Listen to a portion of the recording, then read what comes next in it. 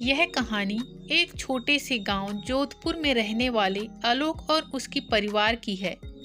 इस कहानी में हम सुनेंगे कि कैसे आलोक अपनी मेहनत और हिम्मत से अपने जीवन को सुधारने की कोशिश करता है। आलोक अपनी गरीबी से परेशान होने के बावजूद भी अपने परिवार के साथ खुशी से जीवन जीने की कोशिश करता है। अपने खेत के लिए और अपने परिवार के लिए बहुत मेहनत करता है, जिससे कि उसकी थोड़ी आर्थिक स्थिति ठीक रहे। लेकिन वह बहुत गरीब किसान है। आलोक का गांव एक आदिवासी इलाके में था। आलोक के पास छोटी सी जमीन थी, उसी में ही वह खेती किसानी करता था। आलोक ने अपने बचपन से ही खेती करना शुरू कर दिया था। जहां आलोक खेती करता था, उस जमीन में पानी की कमी थी और बारिश भी कभी कभी ही होती थी। आलोक के पास एक पुरानी गाड़ी थी, जिसे वे खेतों के काम में लगाता था। आलोक की पत्नी का नाम सुशीला था। आलोक की पत्नी सुशीला बहुत मेहनती और समझदार औरत थी। उसका रोज का काम घर और खेतों दोनों में होता था। उनके दो छोटे बच्चे सानू और रिंकी स्कूल जाते थे और उनकी शिक्षा उनके लिए बहुत महत्वपूर्ण थी। आलोक अपने परिवार से बहुत प्यार करता था। आलोक की जिंदगी बिल्कुल साधारण थी। आलोक एक नेक और ईमानदार व्यक्ति था। उसमें एक सच्ची मेहनत और संघर्ष की कहानी छुपी हुई थी। सुबह सवेरे जब गांव के बाकी लोग अभी सो रहे होते थे, आलोक अपनी पुरानी खाट से उठ जाता था। उसे आदत थी सूरज उगने से पहले ही खेतों में जाने की। वह सबसे पहले अपने खेतों में चला जाता था। आलोक की जमीन बहुत बड़ी नहीं थी, बस कुछ बीघा ही थी, लेकिन वो उसी को अपनी धरोहर मानता था। आलोक का दिन खेतों में मिट्टी से खेलते हुए बीतता था। वो खुद ही अपने हाथों से बीज बोता, फसल की देखभाल करता और कभी कभी तो खुद ही हल भी चला लेता था। उसके पास कोई बड़े औजार नहीं थे, बस एक पुरानी गाड़ी थी और कुछ छोटे मोटे औजार। लेकिन आलोक को अपनी मिट्टी से इतना लगाव था कि वो हर काम में अपनी जान झोंक देता था।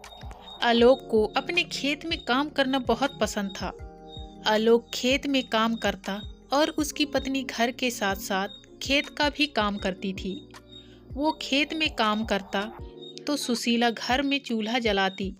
सुशीला रोज सुबह उठकर आलोक के लिए रोटियां बनाती और कुछ नमक के साथ प्याज की एक गठरी भी दे देती थी। यही आलोक का खाना था। दोपहर को आलोक पेड़ की छांव में बैठकर अपने खाने का डिब्बा खोलता और सुशीला की बनाई रोटियां खाता था। उसे ये रोटियां किसी राजा के भोज से कम नहीं लगती थी। शाम के समय आलोक घर लौटता था, लेकिन उसकी मेहनत सिर्फ खेत तक ही नहीं होती थी। वह घर आने के बाद भी अपने बच्चों सानू और रिंकी के साथ समय बिताता था। कुछ समय अपने बच्चों के साथ मौज मस्ती करता था, उनकी पढ़ाई में मदद करता था और कभी कभी उन्हें गांव की पुरानी कहानियां भी सुनाया करता था। बच्चों की आंखों में सपने थे और आलोक उन्हें पूरा होते देखना चाहता था।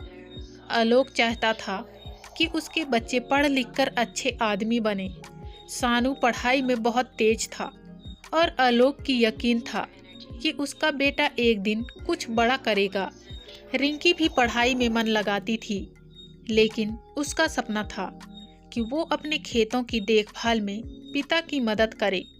आलोक हमेशा बच्चों को कहता, पढ़ लिख लो ताकि तुमसे कोई तुम्हारा हक ना छीन सके। आलोक का जीवन आसान नहीं था। कई बार वो थक जाता, निराश हो जाता, लेकिन फिर भी उसे हर दिन एक नई शुरुआत की उम्मीद रहती थी। गांव के लोग भी उसे बहुत इज्जत देते थे। आलोक के पास धन दौलत भले ही ना थी, लेकिन उसके पास आत्मसम्मान और संतोष था। वो मानता था कि उसकी मेहनत ही उसका सबसे बड़ा धन है और उसके बच्चों का भविष्य ही उसकी सबसे बड़ी दौलत। आलोक हर रोज नई उम्मीद के साथ उठता था और अपने खेत पर चला जाता था। आलोक की जिंदगी भी एक साधारण किसान की जिंदगी के जैसी थी, लेकिन वह हर काम को कड़ी मेहनत और ईमानदारी के साथ करता था, हर मुश्किल को पार कर जाता था। उसकी कहानी हमें सिखाती है कि मेहनत और ईमानदारी से जीने वाला इंसान कभी हारता नहीं है, चाहे जिंदगी में कितनी भी कठिनाइयां क्यों ना हो। आलोक की जिंदगी में कई बड़ी बड़ी चुनौतियां थी। हर साल मानसून के मौसम में वे बारिश की कमी या अधिक बारिश के कारण परेशान रहता था। खासकर जमीन में सूखे और पानी की कमी के कारण उनकी फसल भी अच्छी नहीं होती थी, इसलिए आलोक ज़्यादा परेशान रहता था। आलोक ने अपने किसान के हिसाब से हर तरह के खाद और बीज का इस्तेमाल किया, लेकिन हमेशा कम ही मिलता था। एक बार गांव में बड़े पहलवान की वजह से पानी का बहाव इतना बढ़ गया कि उनकी फसल और घर दोनों को नुकसान हुआ। आलोक ने अपने खेतों को बचाने के लिए दिन रात मेहनत की, लेकिन उस बार पानी की वजह से फसल खत्म हो गई। इससे आलोक और परेशान हो गया। आलोक को अपने बच्चों की शिक्षा की चिंता रहती थी।